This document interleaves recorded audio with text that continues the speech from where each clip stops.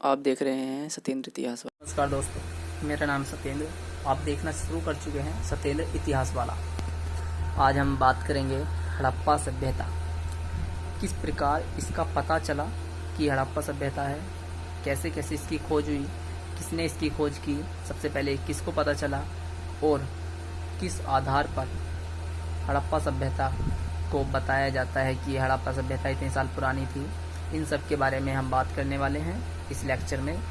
तो ये छोटा लेक्चर है, ज़्यादा बड़ा नहीं है, क्योंकि इसमें हम ज़्यादा चीज़ें कवर नहीं करने वाले हैं। सिर्फ इसमें हड़प्पा सभ्यता शुरू में सबसे पहले कहाँ पर मिली और उसके बाद अब स्थान कहाँ है वो, और फिर उसके बाद हम बात करेंगे कि वहाँ पर कौन कौन से पशु थे। क्योंकि यूपीएससी में क्वेश्चन पूछ लिया जाता है कि हड़प्पा सभ्यता और वैदिक काल के जो लोग थे उनके बीच क्या अंतर था, तो उसमें पशुओं का एक वर्णन दे दिया जाता है कि हड़प्पा सभ्यता के जो व्यक्ति थे उनके घोड़ों का ज्ञान था और एक वैदिक काल के जो राजा थे उनको घोड़े का ज्ञान नहीं था। ऐसे आ जाता है, ये गलत है, लेकिन उल्टा है, था उनको ऋग्वैदिक काल को था और उसको नहीं था हड़प्पा वालों को। फिर भी देखते हैं, तो थोड़े थोड़े बातें इसमें करने वाले हैं। आज ध्यान से सुनेंगे, एकदम प्यार से, ठीक है।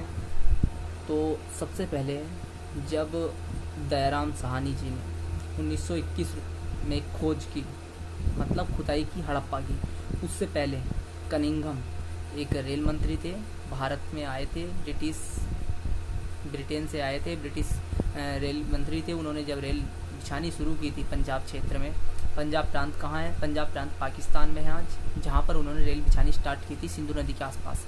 तो वहाँ पर एक महल जैसे कुछ संरचनाएं मिली, घर मिले, उन्होंने मिट्टी के उन्हें तोड़ा और उसकी ईंटें लेकर चले गए। लेकिन उसके 100 साल बाद उसके पता चला कि ये एक नई सभ्यता है, जो कि हमारी प्राचीन सभ्यता है।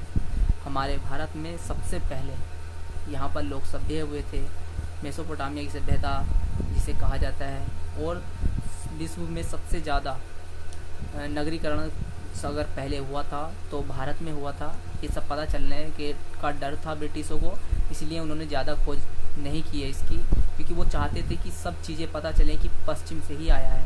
उन्होंने सिर्फ इस हड़प्पा सभ्यता की खोज इस आधार पे की है कि भारतीय लोगों को बताया जा सके कि तुम पर पहले से ही राज किया जाता था, आर्यों ने राज किया है पहले, फिर उसके बाद उन्होंने मुगलों ने राज किया है, फिर हमने राज किया है, तो हमारा राज करना कोई गलत नहीं है। वो अपने राज को सही साबित करने के लिए कुछ भी किसी भी हद तक जा सकते थे। तो इन्हें कहते हैं साम्राज्यवादी, उदारवादी और नव कैम्ब्रिज, नव साम्राज्यवादी इतिहासकार और प्राच्यवादी इतिहासकार। 4-5 श्रेणियाँ हैं इतिहासकारों की, जो ये कहते हैं कि ये सही था वगैरह वगैरह। जो मतलब पश्चिम से आए सारे व्यक्तियों ने, पश्चिम से आए व्यक्तियों ने ही भारत पर शासन किया है और अंग्रेज़ों का भारत पर शासन करना गलत नहीं है। शुरू करते हैं अपना टॉपिक, ठीक है। तो 1921 में दयाराम साहनी ने इसकी खुदाई की थी, हड़प्पा स्थल की, तभी से इसका नाम हड़प्पा रख दिया, क्योंकि पुरातत्वविद जिसको पहले खोज होती थी उसी को नाम हड़प्पा रख दिया, उसी क्षेत्र का नाम उस सारी सभ्यता के नाम पर रख देते थे। इसके नाम में काफ़ी सारे बदलाव देखने को मिले हैं, जैसे कि सिंधु घाटी की सभ्यता, हड़प्पा कालीन सभ्यता, कांस्य युगीन सभ्यता, ताम्र पाषाण कालीन सभ्यता, और भी बहुत से नाम है, सरस्वती सभ्यता, और एक है कहारा घाघर नदी सभ्यता। बहुत से नाम हैं। इसने नाम में पाकिस्तान और इंडिया के बीच विवाद चलता रहता है। जो भारतीय हैं वो अपनी तरफ से कुछ कहते हैं, पाकिस्तान की कुछ अपनी तरफ से कहते हैं।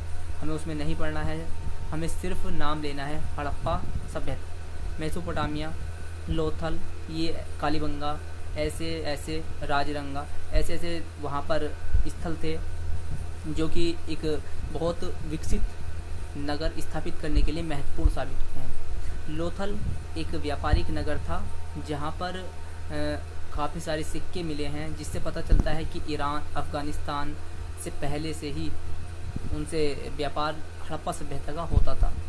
लोथल एक बंदरगाह क्षेत्र है, जिसमें कि एक तालाब मिला है, जहाँ पर बरसात के मौसम में आकर जहाज रुका करते थे। महान स्नानागार मिला है और काफ़ी सारी चीज़ें मिली हैं। कालीबंगा राजस्थान में है, इसमें काफ़ी चीज़ें मिली हैं। हरियाणा में खोजें चल रही हैं। तमिलनाडु में थेरी थेरा नाम का एक जगह मिली है, अभी हाल ही है ये। इसमें 16 आभूषण मिले, छोटी छोटी मूर्तियाँ मिली हैं। हड़प्पा काल में हमें हल का संकेत मिलता है। हल्का एक छोटे से अवशेष मिले हैं। अवशेष किस प्रकार मिलते हैं हड़प्पा सभ्यता के? हड़प्पा सभ्यता या किसी भी सभ्यता के अवशेष किस प्रकार से मिलते हैं? वहाँ पर जैसे कि अगर किसी व्यक्ति ने जानबूझकर या फिर गलती से कुछ चीज़ जल जाती है तो जली हुई चीज़ें ज़्यादा दिनों तक रह जाती हैं उसकी अपेक्षा जो वो वास्तव में थी। जैसे कि अनाज के दाने हड़प्पा सभ्यता में मिले हैं, अनाज के दाने जले हुए, गलती से जल गए होंगे वो मिले। और कहीं कहीं पर पत्थर के औजार बनाए जाते थे तो या फिर कांसे के औजार बनाए जाते थे, तांबे के औजार बनाए जाते थे, तो उनका छोटे छोटे टुकड़े मिले हैं जिससे पता चलता है यहाँ पर फैक्ट्रियाँ थीं। और सिक्के जहाँ पर अधिक मिलते हैं वहाँ पता चलता है कि व्यापारिक नगर था और उससे लेन देन चलता था।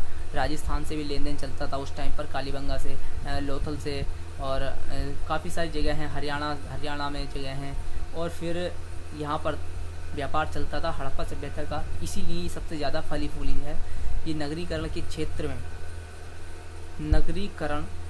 क्षेत्र में जाने वाली सर्वप्रथम सभ्यताओं में से एक है जो पूरे विश्व के सामने एक मिसाल कायम करती है, परंतु इसका पतन जल्दी ही हो जाता है। ये पतन को हम अगली वीडियो में समझने वाले हैं कि पतन वास्तव में क्या होता है। ये पतन एक रोचक तथ्य है।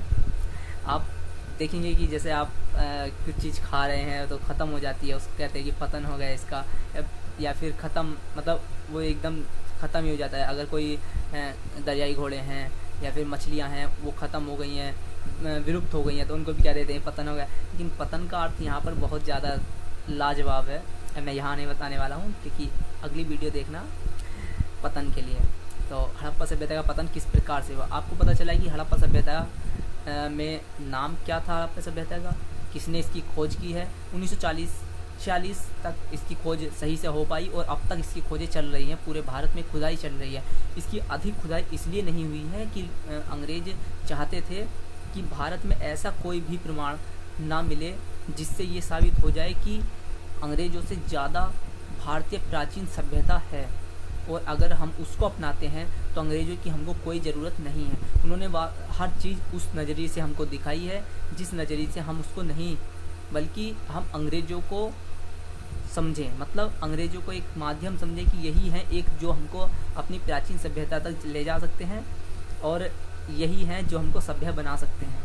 और इनका शासन करना हम पर गलत नहीं है क्योंकि पश्चिम से आए लोगों ने हम पर शासन किया है। इन्होंने दिखाया कि आर्यों ने आक्रमण किया और उन पर शासन किया। इनकी धीरे धीरे बात करेंगे। हड़प्पा सभ्यता की पूरी सीरीज चलने वाली है, इसमें 5-10 मिनट की वीडियो होने वाली है, सिर्फ 10 से भी कम की होगी, ज़्यादा मटेरियल नहीं होगा।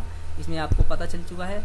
अब अगली वीडियो में हम अलग अलग टॉपिकों के बारे में बात करने जा रहे हैं। अब हम हड़प्पा का पतन बता देंगे, फिर उसके बारे में उसके अंदर की चीज़ें। स्नानागार था और अन्नागार होता था, भंडार होता था अन्न जिसमें, और एक मूर्ति मिली हैं, कपड़े कपास होता था, गेहूं होता था। खेती के बारे में आगे बात करेंगे अगली वीडियो में। धीरे धीरे हम ये हमारी इंट्रोडक्शन वीडियो मान सकते हैं जिसमें कि हमने बताया है कि हड़प्पा सभ्यता का विकास कहाँ पर हुआ है, पंजाब में हुआ है, और हड़प्पा सभ्यता का पता हमें कैसे चला है, अंग्रेज़ों ने हमें क्या बताने की कोशिश की है, और इसकी खुदाई सबसे पहले किसने की है, इनके बारे में आपको पता चला है इस वीडियो में। और थोड़ी सी इस वीडियो में यही पता चला है कि इसके नाम ये थे, ठीक है।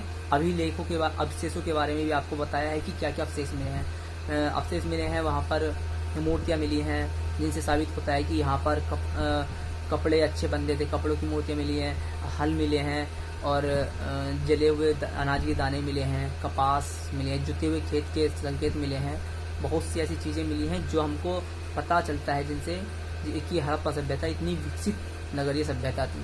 धन्यवाद। आज की वीडियो यहीं ख़त्म करते हैं, लेकिन कल की वीडियो देखना ना भूलें। हड़प्पा सभ्यता का पतन एक रोचक तथ्य है, ठीक है। धन्यवाद। लाइक करें, शेयर करें। अगर आपको पसंद आ रही हमारी वीडियो तो सब्सक्राइब हमारे चैनल कर दीजिए ताकि नोटिफिकेशन आपको मिलता रहे, और अपने दोस्तों में हमारी वीडियो को शेयर कर दीजिए ताकि हमको भी थोड़ा मोटिवेशन मिले अगली वीडियो डालने के लिए। धन्यवाद।